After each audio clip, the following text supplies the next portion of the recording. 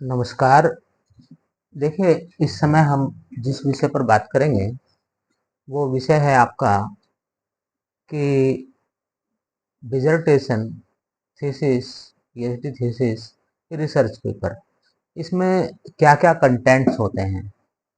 राष्ट्रीय शिक्षा नीति के अंतर्गत रिसर्च अपने आप में एक बहुत ही महत्वपूर्ण और स्कोरिंग सब्जेक्ट है। आप चाहे वोकेशनल के स्टूडेंट्स हो, ग्रेजुएशन फर्स्ट सेमेस्टर से, वहाँ पर भी आपको इंटर्नशिप के रूप में रिटिन वर्क करना पड़ता है और उसमें भी एक तरीके से रिसर्च का ही थोड़ा सा पार्ट आता है।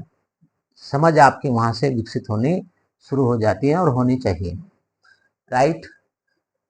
उसके बाद आप आते हैं सेमेस्टर फिफ्थ सिक्स्थ में। वहाँ पर आपको रिसर्च इंटर्नशिप या इंडस्ट्रियल ट्रेनिंग प्रोजेक्ट, रिसर्च सर्वे, और पीजी में आप आएंगे तो आपका रिसर्च वर्क किसी न किसी रूप में बढ़ जाता है और हर सेमेस्टर में ये आपका रिसर्च वर्क है।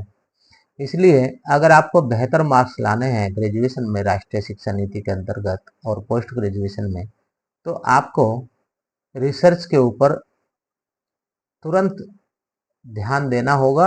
अगर आप उसमें वीक है, कमज़ोर हैं, तो आपको अपने में सुधार करने के लिए सभी प्रयास करने होंगे, राइट। तो हम यहाँ पर शुरू करते हैं। जैसे कि आपको टाइटल दिख रहा होगा स्क्रीन पर, फॉर्मेट ऑफ ए डिजर्टेशन। एक डिजर्टेशन का फॉर्मेट क्या होता है, ठीक है। फॉर्मेट में आपके कंटेंट्स ही आते हैं और ए टू जेड हम इसमें अपनी वीडियोज में आपको बताएंगे। पूरा मैटर एक वीडियो में आना मुश्किल है, इसलिए हम सबसे पहले contents of a research paper, एक रिसर्च पेपर में कौन कौन से कंटेंट होते हैं, राइट। इसमें थोड़ा बहुत मॉडिफिकेशन हो सकता है एज पर पेपर की रिक्वायरमेंट, एज पर प्रैक्टिस, लेकिन जो मेन थीम है वो मेन थीम यही है। जो क्वेश्चन आपके सामने है, ये ऊपर ग्रीन में हाईलाइट किया हुआ है, what are the contents of a research paper, अर्थात उसकी विषय सामग्री क्या है। अगर आपको कंटेंट्स पता हो रिसर्च पेपर के या पीएचडी थीसिस के या डिजर्टेशन के, तो फिर आप अपने प्रोजेक्ट को, इस टास्क को बड़ी आसानी से पूरा कर सकते हैं। तो सबसे पहले आपका एक टाइटल पेज होता है रिसर्च पेपर के अंतर्गत, राइट।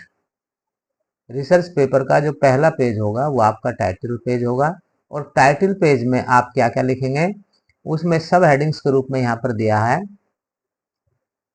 शोध पत्र का शीर्षक, आपने किस विषय पर रिसर्च पेपर लिखा है या ये रिसर्च पेपर किस टॉपिक से रिलेटेड है, वो यहाँ पर लिखा जाएगा। एक तो ये आना चाहिए। दूसरे, ऑथर कौन है, रिसर्चर कौन है, रिसर्चर का नाम आएगा। रिसर्चर आपके एक भी हो सकता है, एक से ज़्यादा भी हो सकते हैं, राइट। वो क्या लिखना है, किसका नाम पहला आएगा, किसका नाम बाद में आएगा, वो आप अपने यूनिवर्सिटी कॉलेज की जो प्रैक्टिस है, जो भी आपके कंट्री में, उसके हिसाब से आप उसको 1 2 3 करके ऑथर्स के नाम लिख सकते हैं, जो कि अगर एक से ज़्यादा है तो। कौन ऑथर किस संस्था से रिलेटेड है, उसका नाम भी संस्था का यहाँ पर लिखा जाएगा। ईमेल वगैरह भी कुछ लोग प्रैक्टिस में है, कॉन्टैक्ट नंबर भी डालते हैं, तो वो भी यहाँ पर आप जो है मेंशन कर सकते हैं, राइट। तिथि ये हमेशा आवश्यक नहीं है।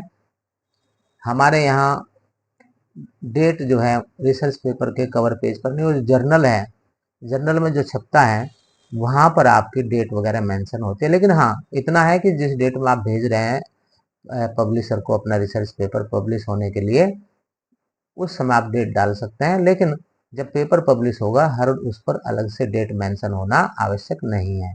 शोध सार दूसरा मेन है।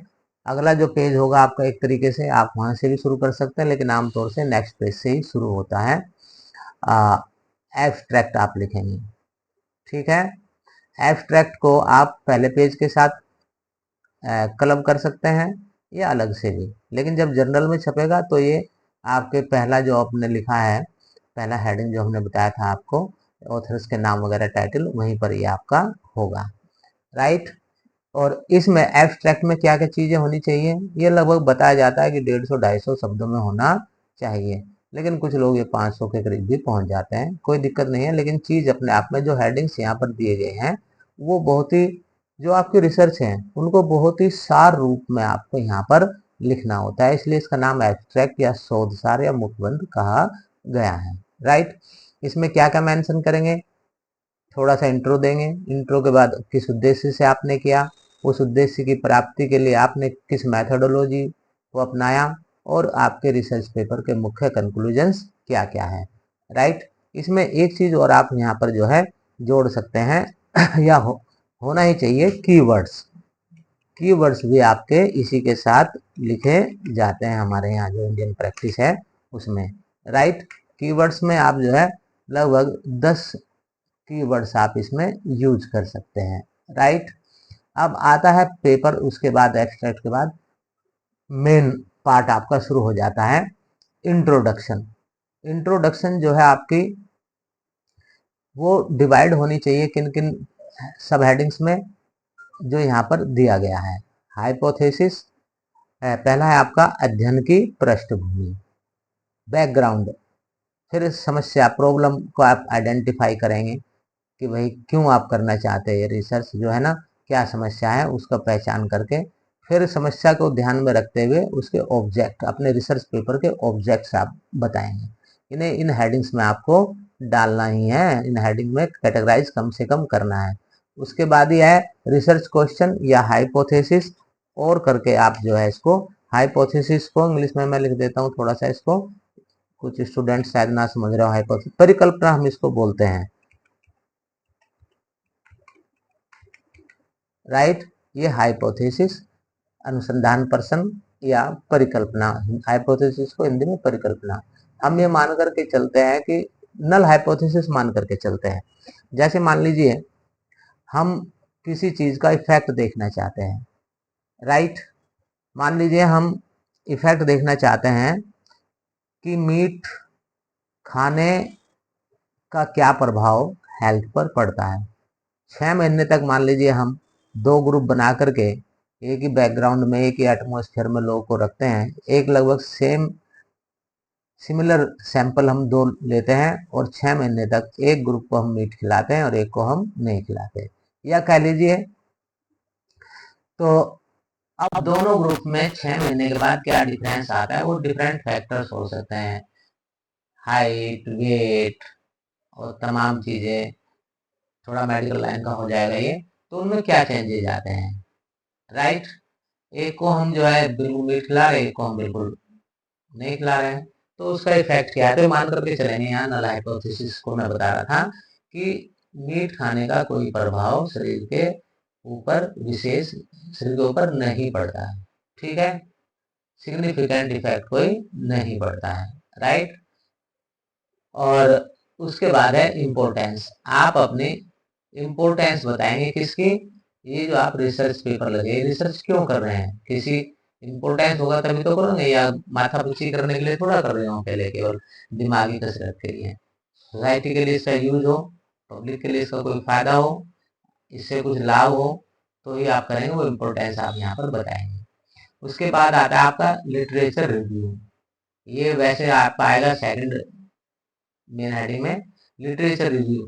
ठीक है, लिटरेचर रिव्यू का मतलब है, रिव्यू है एक तरीके से पुराने जो प्रकाशित या अप्रकाशित, ग्रे लिटरेचर भी हम उसको बोलते हैं, अप्रकाशित को, लिटरेचर जो भी है आपका, चाहे आपका वेबसाइट पर हो, चाहे आपका ब्लॉग्स में हो, चाहे आपका पीएचडी थीसिस में हो, चाहे अखबारों में, जहां पर भी आपको लिटरेचर मिल रहा है, कोई अध्ययन हुआ है, कोई आर्टिकल छपा है, कोई चैप्टर है, उन सबको अपने टॉपिक से रिलेटेड जो भी है उसको ध्यान में रखते हुए उनको यहाँ पर आपको कोट करना है एक तरीके से, जैसे हम डेफिनेशंस लिखते हैं ऑथर्स के साथ, तो उनका थोड़ा सा परिचय कराते हुए एक पैर में हमें एक बात कह सकते हैं। ठीक है, एक सिंपल स्टेप मैं आपको बता रहा हूँ। ठीक है ना, जब हाई क्वालिटी के आप रिसर्च पेपर लिखेंगे उसमें थोड़ा सा आपको अंदाजा हो जाएगा लिखते लिखते कि कैसे हाई क्वालिटी के रिसर्च पेपर लिखे जाते हैं। आपके रिसर्च टॉपिक से रिलेटेड ही अगर कोई सिद्धांत बने हुए हैं, कोई मॉडल्स हुए हैं, पहले डेवलप किए गए हैं, कोई तो उनका भी यहाँ पर आप वर्णन करें। जरूरी नहीं सभी का वर्णन करें, जो लेटेस्ट हो, लगभग साल 2 साल 3 साल पुराने जो है उनको आप जो है यहाँ पर लेटेस्ट मॉडल्स को लें, राइट। और फिर आपको इसी लिटरेचर रिव्यू के आधार पर ही आगे की स्टडी के लिए एक बेस आपको तैयार करना है और बताना है कि यहाँ तक ये काम हो चुका है, इतना किया है और इसमें हम ये करने जा रहे हैं। वैसे तो टॉपिक का जो सिलेक्शन है वो भी एक तरीके से लिटरेचर रिव्यू के बाद ही, सामान्य लिटरेचर रिव्यू के बाद ही किया जाता है कि अब तक जो काम हुआ है उससे आगे हमें क्या काम करना है। तो लिटरेचर रिव्यू में हम एक फॉर्मल फॉर्मेट में उस चीज को ले आते हैं। अब आपने जो लिटरेचर रिव्यू किया है उसके बाद आपका आएगा अनुसंधान विधि या रिसर्च मेथोडोलॉजी, ठीक है। और एक प्लान है ये आपके कि आपने इस रिसर्च पेपर या जो थीसिस, जो रिसर्च वर्क है जिसको आप कह रहे हैं यहाँ पर, वो आपकी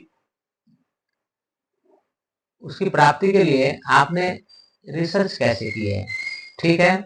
उस रिसर्च के बारे में कुछ चीजें आपको बतानी होगी, ठीक है। और वो क्या क्या चीजें हैं वो यहाँ पर दी गई है। ये आपका अध्ययन विधि एक क्वालिटेटिव हो सकती है, जो आप स्टडी करते हैं वो क्वालिटेटिव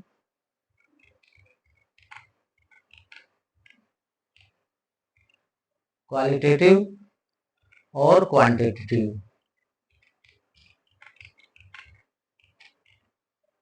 और मिक्स्ड, इस तरीके से आपकी ये चीजें आपकी हो सकती हैं, राइट।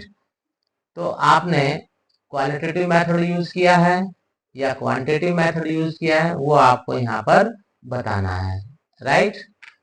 तो मैं समझता हूं कि इसके बाद आपका डेटा कलेक्शन आप किस प्रकार से करेंगे, डेटा संग्रह, ठीक है ना। ये डेटा कलेक्शन आपका है। आप अपने रिसर्च ऑब्जेक्ट्स की प्राप्ति के लिए, हाइपोथेसिस की टेस्टिंग के लिए आप जो डाटा कलेक्ट करने वाले हैं वो डाटा कलेक्शन की मेथड क्या है। क्वेश्चनर के माध्यम से आप कर रहे हैं प्रश्नावली के, या फिर जो है आप लेबोरेटरी में काम कर रहे हैं, या इंटरव्यू बेस है आपका, जो भी आपका है वो आपको डेटा कलेक्शन का बताना पड़ेगा आपको, ठीक है ना। और डेटा एनालिसिस के लिए जिसके बाद आपका है डेटा एनालिसिस या डेटा विश्लेषण। डेटा विश्लेषण आपने किस प्रकार से किया, कौन कौन से method, average method, T test, आपका ट्रेंड एनालिसिस, जो भी आपने किया होगा, स्टैंडर्ड डेविएशन वगैरह, वो सब चीजें आपको यहाँ पर डेटा एनालिसिस के बारे में आपको बतानी पड़ेगी जो आपने यूज किया है, ठीक है ना। ये सिनॉप्सिस नहीं है, यहाँ कर चुके हैं, जो किया है आपने वो बताना है। उसके बाद इसी में रिसर्च मैथोडोलॉजी में नमूना आकार और चयन प्रक्रिया, सैंपल साइज और सैंपल सिलेक्शन, राइट। ये आपने किस प्रकार से किया। सैंपल साइज क्या है कि मान लीजिए हमें ये देखना है impact of social media on consumer behaviour. अगर हमें इसके ऊपर या बाइंग डिसीजंस ये लेना है मान लीजिए, तो हमें कंज्यूमर हमारा जो है ना एक तरीके से यूनिवर्स है। और यूनिवर्स में आपने किस क्षेत्र में आप स्टडी करेंगे, पूरे वर्ल्ड में तो स्टडी नहीं कर सकते आप, और अगर करना भी चाहेंगे तो उसके लिए आपको तमाम बड़े साधन की जरूरत पड़ेगी। तो आपको एक सैंपल छांटना पड़ेगा जो आपके यूनिवर्स का रिप्रेजेंटेटिव हो। अगर हमने दिया हुआ है कि हम जो है पश्चिम उत्तर प्रदेश में सर्वे करेंगे कंज्यूमर्स के ऊपर सोशल मीडिया का क्या इम्पैक्ट है, तो हम क्या कर सकते हैं उसमें चयन प्रक्रिया में आएगा ये आपका कि जैसे वेस्ट यूपी में हम लोगों ने लिया है कि भाई ये जिले हैं हमारे, राइट। तो इन जिलों में से, और आपका टोटल जो है सैंपल साइज 2000 कंज्यूमर्स हैं या 200 है, तो आप उनको हर जिले के हिसाब से बांट दीजिए, ठीक है। हर जिले में आपको रूरल और टाउन एरिया, मेट्रोपॉलिटन सिटी भी पड़ेगी, ताकि सबका एक तरीके से प्रतिनिधित्व हो जाए। जो आपका सैंपल है वो आपका, हमने मान लीजिए यहाँ पर 200 मान करके चल रहा है, कहीं आप घबरा ना जाए कि 2000 का कैसे करेंगे। वैसे आजकल टफ नहीं है ऑनलाइन के जमाने में, अगर आप गूगल फॉर्म से कोई सर्वे करते हैं, लेकिन हाँ अगर आप इंटरव्यू करते हैं तो उस समय जरूर निश्चित रूप से दिक्कत आएगी बड़े उसमें। तो मान लीजिए आपका सैंपल साइज 200 है, तो इसमें 200 को आपने कैसे चुना है? मान लीजिए यहाँ पर 20 जिले आते हैं वेस्ट यूपी में, तो 20 जिलों में हर जिले से आपने 10 लोगों को लेना है। ठीक है, 10 लोगों को लेने के लिए आपको कम से कम 15-20 लोगों के पास जो है अपना क्वेश्चनर भेजना पड़ेगा या इंटरव्यू करना पड़ेगा, तब जाकर के आपको 10 सॉलिड जो है फुल रिसर्च पर्पज से जो कंप्लीट आपका कंज्यूमर डाटा दे पाएंगे। क्लियर है? तो चयन प्रक्रिया आपको बतानी है और सैंपल साइज कितना है वो इसको बताना है, और उसके भी टेक्निकल मेथड्स हैं जो हम लोग वीडियो में बताएंगे चयन प्रक्रिया में कैसे आपने चुने हैं।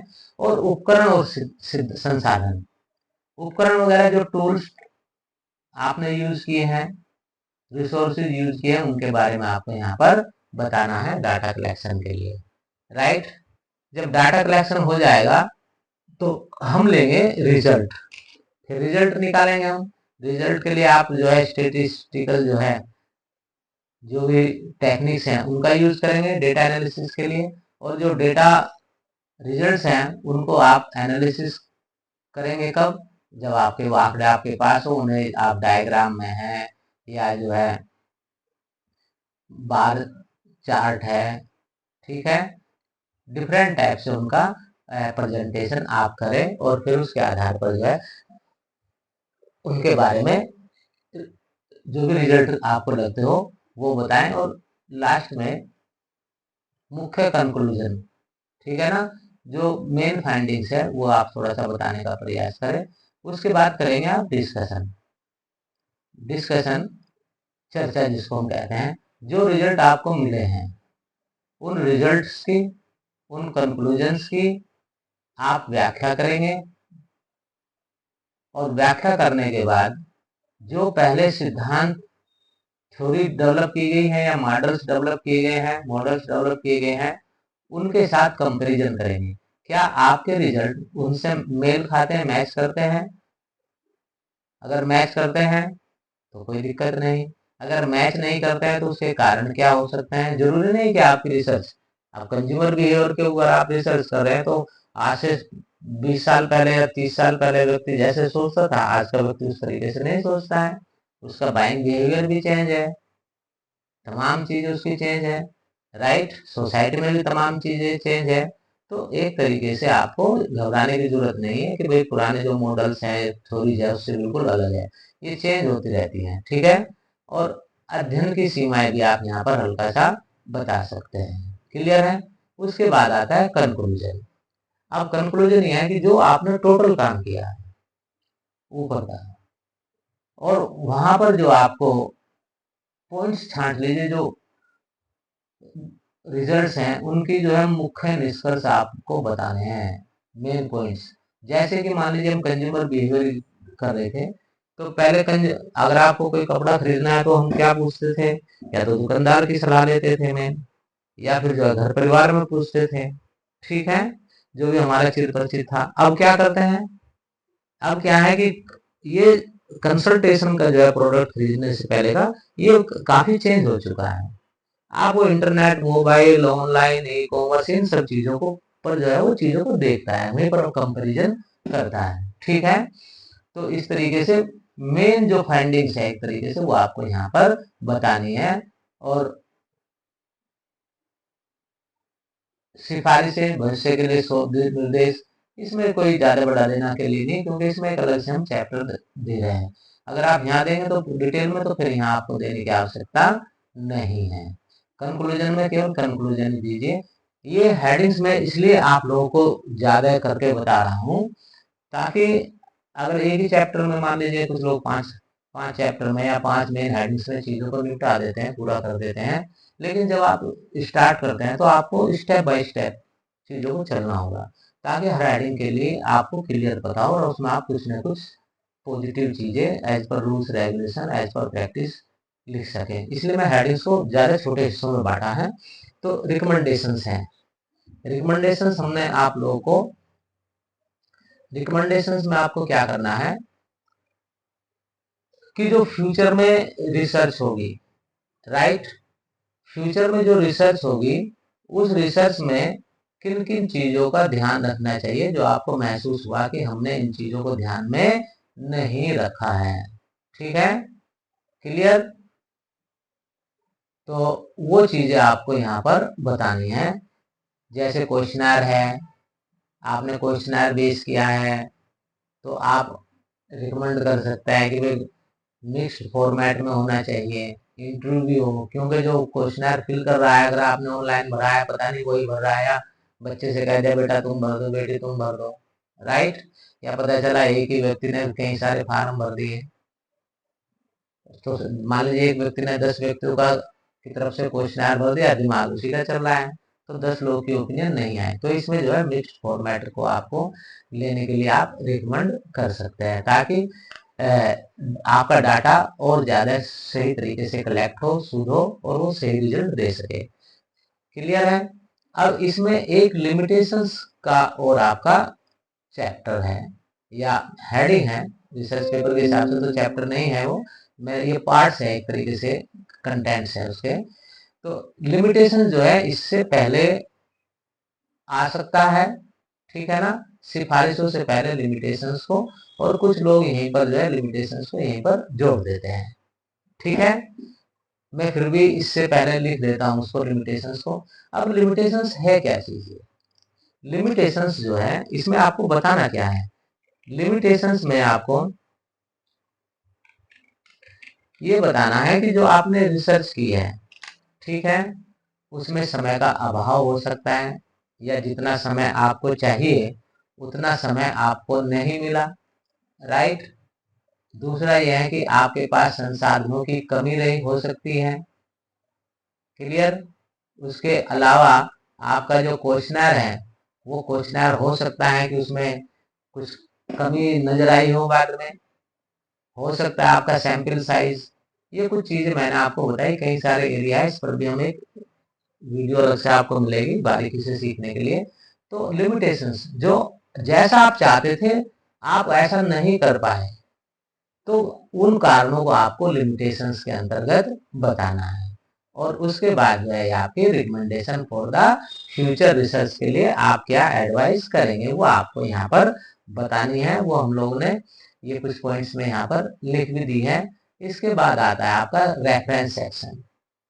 रेफरेंसेस में जब आप रिव्यू ऑफ लिटरेचर किया होगा आपने, निश्चित रूप से बहुत सारी वेबसाइट, ब्लॉग्स, आपने जो है कंपनी के पेजेस, या फिर आपने बुक्स या थीसिस, ये कई सारी चीजें आप लोगों ने स्टडी की होगी, उनकी एक लिस्ट आपको यहाँ पर देनी है। ठीक है, और हमारे यहाँ एपी स्टाइल, दो स्टाइल यहाँ पर लिखे हैं, एपी स्टाइल और एमएलए स्टाइल। इन दो स्टाइल में से हमारे यहाँ एपी स्टाइल को अपनाया जाता है। इसके बाद आता है सप्लीमेंट्री कंटेंट्स अपेंडिसेस जो आपका है। इसमें हम सप्लीमेंट्री में क्या क्या चीजें देंगे जो हमारी ऊपर नहीं आई है। क्लियर? इसमें हम जो है जो मटेरियल ऊपर नहीं आया वो हमें यहाँ पर आपको देना है। उसमें क्या क्या चीजें हो सकती है आपकी, क्या क्या चीजें हो सकती है? जैसे आपका क्वेश्चनर हो सकता है, आपके चार्ट हो सकते हैं, कोई चित्र हो सकते हैं, डेटा टेबल्स हो सकती हैं। वो चीजें जो ऊपर आपने नहीं यूज की है, उपयोग में नहीं ला पाए, शो नहीं कर पाए, उन चीजों को आप यहाँ पर दे सकते हैं शॉर्ट में। देखिए रिसर्च पेपर बहुत बड़ा नहीं होता है, ठीक है ना, और आजकल बहुत ही शॉर्ट पेजेस, कम पेजेस में रिसर्च पेपर लिखने का चलन सा हो गया है। लेकिन यह है कि कंप्लीट होना चाहिए, कंटेंट सारे होने चाहिए रिसर्च पेपर के, चाहे वो आप एलोबरेट करके लिखें या फिर कैसे भी। ठीक है, तो ये मैंने आपको बताया कि रिसर्च पेपर में कौन कौन से कंटेंट्स होने चाहिए, और आप अगर इन पार्ट्स को शामिल कर लेते हैं तो आपका जो रिसर्च पेपर है अपने आप में बेहतरीन हो सकता है। बस आपको एक शोध की समझ जरूर होनी चाहिए। थोड़ा बहुत मॉडिफिकेशन हो सकता है, लेकिन आमूल चूल परिवर्तन आप यहाँ पर नहीं कर सकते। ठीक है, तो ये मैंने आपको बताया क्या, एक कंटेंट्स क्या होने चाहिए रिसर्च पेपर में, मैंने उनको बड़े हेडिंग्स के साथ बताया है। और आपको क्या करना है, उन हेडिंग्स को कुछ को आप जो है लास्ट के जैसे रिकमेंडेशंस और लिमिटेशंस उनको जोड़ सकते हैं, लेकिन प्रयास ये करें अलग अलग सेक्शन में ही आप लिखेंगे तो ज़्यादा सही रहेगा। उससे क्या है कि आप इजीली आप ये सब लिख सकते हैं। तो मैं नमस्कार करता हूँ, धन्यवाद।